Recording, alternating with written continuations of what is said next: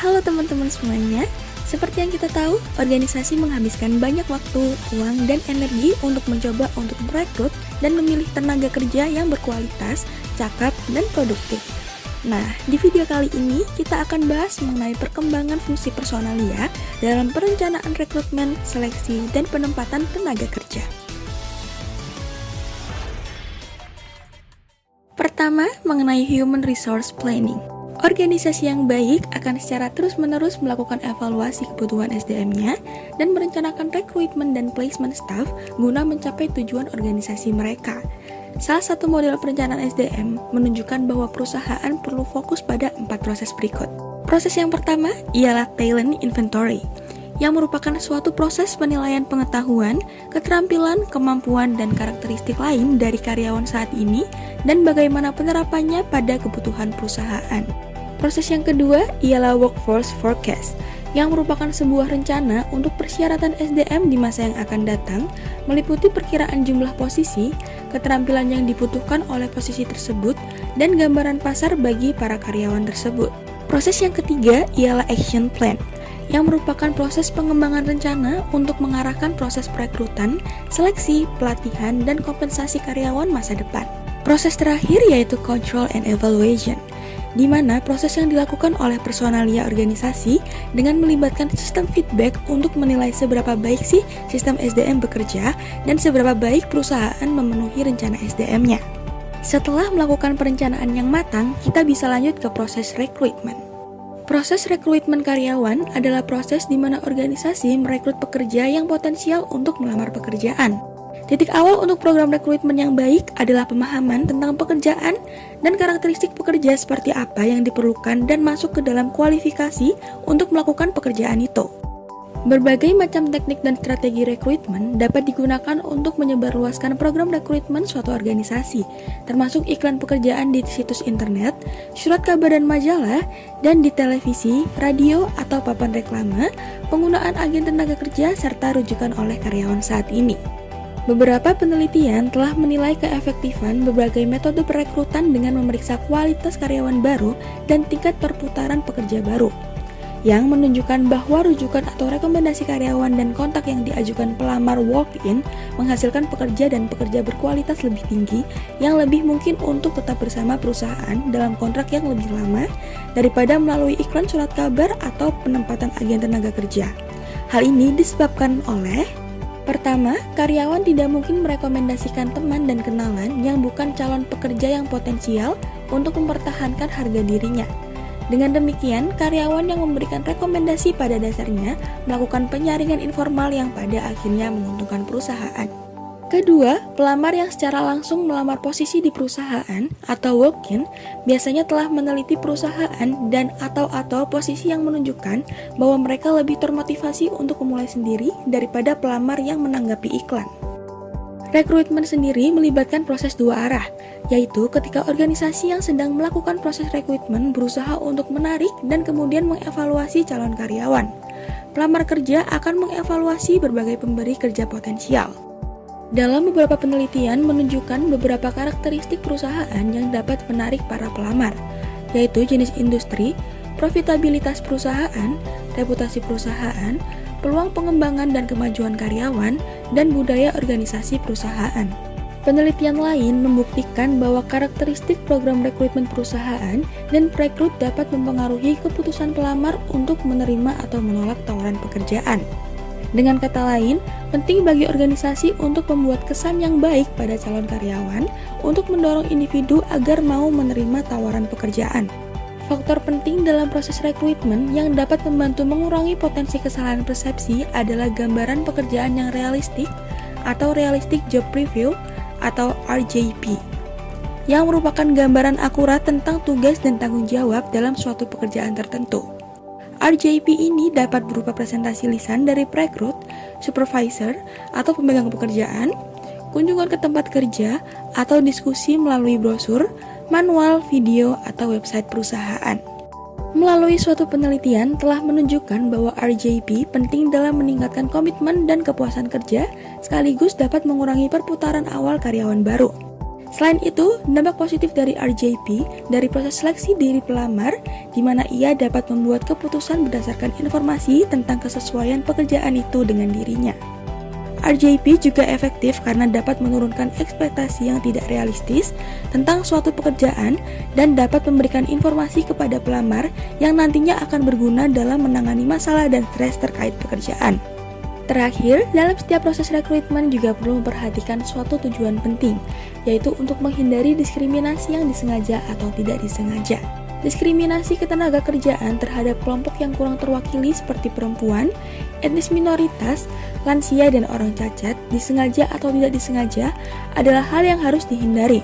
Untuk menghindari diskriminasi yang tidak disengaja, perusahaan harus mengambil langkah-langkah untuk menarik pelamar dari kelompok yang kurang terwakili sebanding dengan jumlah mereka dalam populasi dari mana tenaga kerja perusahaan diambil.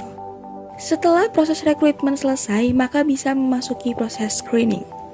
Screening atau penyaringan karyawan adalah proses meninjau informasi tentang pelamar untuk memilih individu yang potensial dalam suatu pekerjaan.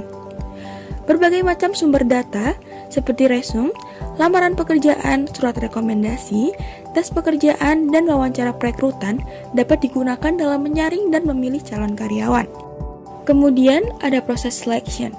Seleksi karyawan adalah proses aktual dalam memilih individu yang potensial untuk pekerjaan dari sekumpulan pelamar. Dalam seleksi karyawan, semua informasi yang diperoleh dari prosedur screening seperti formulir, aplikasi, resume, skor tes, dan evaluasi wawancara perekrutan digabungkan dalam beberapa cara untuk membuat keputusan seleksi yang sebenarnya. Dalam membantu keefektifan proses seleksi, ada suatu model yang terdiri dari dua kategori variabel, kriteria dan prediktor. Kriteria adalah standar evaluasi yang digunakan untuk mengukur dan menentukan kualitas pekerjaan, individu maupun prosedur yang ada dalam suatu organisasi. Prediktor adalah informasi apapun yang dapat kita ukur tentang pelamar kerja yang terkait dengan sifat prediktif kriteria.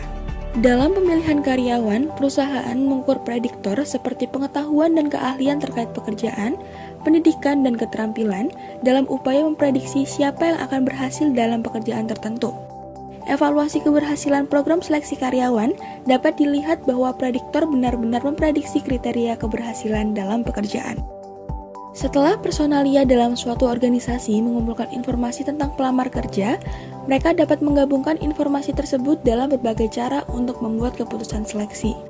Tujuan utama dalam proses ini adalah untuk memaksimalkan kemungkinan keputusan yang akurat dalam memilih pelamar kerja dan untuk memastikan bahwa keputusan dibuat dengan cara yang bebas dari diskriminasi yang disengaja maupun tidak disengaja terhadap para pelamar. Ada dua jenis kesalahan keputusan dalam pemilihan karyawan. Ketika kita keliru menerima pelamar yang tidak berhasil dalam pekerjaan, kita membuat false positive errors. Di sisi lain, ketika kita keliru menolak pelamar yang akan berhasil dalam pekerjaan itu, kita membuat false negative errors. Kita tidak dapat menghilangkan kesalahan ini sepenuhnya, tetapi kita dapat meminimalkannya dengan menggunakan strategi keputusan yang lebih objektif. Terakhir merupakan proses placement. Fungsi personalia selain rekrutmen dan seleksi ialah menentukan pekerjaan mana yang harus ditugaskan kepada individu setelah mereka dipekerjakan. Fungsi personalia ini disebut penempatan atau klasifikasi tergantung pada dasar penugasannya. Prosedur penempatan dan klasifikasi dirancang untuk mendapatkan kecocokan terbaik antara individu dan pekerjaan. Penempatan berbeda dari klasifikasi berdasarkan jumlah prediktor yang digunakan untuk membuat penugasan pekerjaan. Placement atau penempatan adalah mengalokasikan orang ke dua atau lebih kelompok atau pekerjaan berdasarkan skor prediktor tunggal. Misalnya, banyak siswa sekolah menengah pertama ditempatkan di kelas matematika berdasarkan tes bakat matematika. Klasifikasi mengalokasikan orang untuk pekerjaan atas dasar dua atau lebih faktor prediktor yang valid. Karena alasan ini, klasifikasi menjadi lebih kompleks, tetapi klasifikasi ini mampu menghasilkan penugasan orang yang lebih baik ke pekerjaan daripada penempatan. Alasan klasifikasi tidak selalu digunakan sebagai pengganti penempatan adalah karena seringkali sulit menemukan lebih dari satu prediktor yang valid untuk digunakan dalam menugaskan orang ke pekerjaan. Ber, kamu tahu perusahaan RCTI nggak? Tahu berapa? Bener tahu? Tahu kenapa? Ini lihat deh, itu lagi ngadain program internship gitu loh. Wow, sumpah. Iya, terus program yang mereka adain tuh sesuai sama job desk yang kita pengenin. Kamu pengen pembawa berita kan? Mau, aku juga. Mau daftar nggak? Beneran ya? Beneran ya? Tapi bareng ya job desknya? Beneran ya? Aku mau daftar. Oke, aku udah mau submit. Iya apaan sih, orang gak ada pilihan divisinya mana? Mary, kamu tuh kalau nyari info yang benar. Nih, lihat coba di poster ini. Di poster ini tuh dibilangin kita bisa pilih job desk yang kita mau itu pas sesi interview. Wah, lah bilang dong dari tadi. Oke, aku isi dulu kalau gitu. Ini aku juga tinggal submit nih. Yuk kirim. Lihat deh, di sini tuh ada keterangannya kalau semisal lolos proses seleksi kita bakalan ditelepon. Oh, ya udah, yuk. Kita berdoa bareng dulu gak sih? Ya udah ya. Emang Mau baru mana?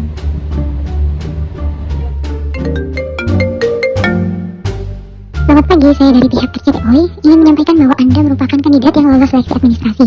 Silakan datang untuk proses wawancara sesuai dengan jadwal yang akan dikirimkan melalui email. Bisa disebutkan divisi pilihan kamu?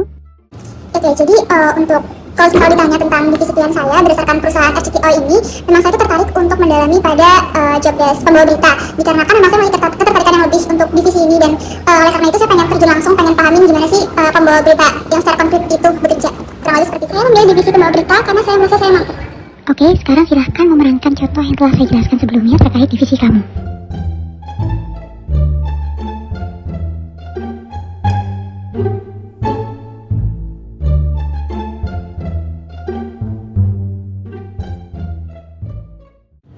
Oke, jadi kan seluruh proses interview udah selesai kita lakuin ya. Nah, menurut kamu, untuk yang isi bagian pembawa berita ini cocok siapa? Menurut aku cocoknya Bu Narisa sih, karena dari proses wawancara dia terlihat santai dan fun gitu pembawaannya. Tapi dari opinimu tuh berkebalikan deh sama aku, soalnya aku berpikirnya lebih masuk Bu Alimah, karena untuk pengisi pembawa berita tuh nggak yang seharusnya se-fun itu di depan kamera. Ini kalau Ibu Alimah tuh kayak terlalu kaku gitu, dia kayak nggak enjoy gitu loh dengan membawakan berita. Agak susah ya, maksudnya dua orangnya tetap bagus gitu loh di jalannya masing-masing ya. Jadi kita mau ambil siapa ya enaknya? Menari saja dulu. Oh, aku dapat email dari siapa? Pengumuman hasil interview RCTO ya? Oh iya. Lihat tuh, aku dapat pembawa berita. Oh my god, Enggak, aku mau cek dulu, takutnya kamu tuh salah baca. Kamu tuh suka keliru, Ner. Ini nih. Ntar dulu deh, aku mau ngecek juga deh. Coba. Cek deh email kamu. Bentar sabar, aku deg-degan nih. Aku juga. Aduh, not nih. Ntar dulu. Ada juga. Ner, lihat deh, aku diterima, tapi lihat deh. Aku brand marketing. Tuh kamu ngelik aku sih, Ner. Bagus tau brand marketing tuh. Tapi kan aku dari awal milihnya pembawa berita. Kan kita setuju dari awal submit tuh kita berdua pembawa berita. Berarti kamu cocoknya di brand marketing. Udah nggak apa-apa. Tapi aku dapat. Nggak apa-apa loh, Nas. Selamat ya. Aku pengen selamatin kamu, tapi aku juga pengen job desk itu. Tapi Ya tukar HP. Selamat. Selamat siang, penonton setia RCTOI. Saat ini saya sedang berada di Fakultas Ekonomi Bisnis bersama Ibu Alimah Zaidah. Pada Ibu Alimah Zaidah, apakah bisa mendengar suara saya? Ya baik, di sini saya sudah berada di lokasi terkini yaitu Fakultas Ekonomi dan Bisnis Universitas Airlangga. Di sini bisa saya laporkan bahwa keadaan tiap ruangan sudah steril untuk persiapan siswa UTBK yang akan dilaksanakan mulai Senin besok sampai seminggu ke depan. Halo, dengan Mbak Neri.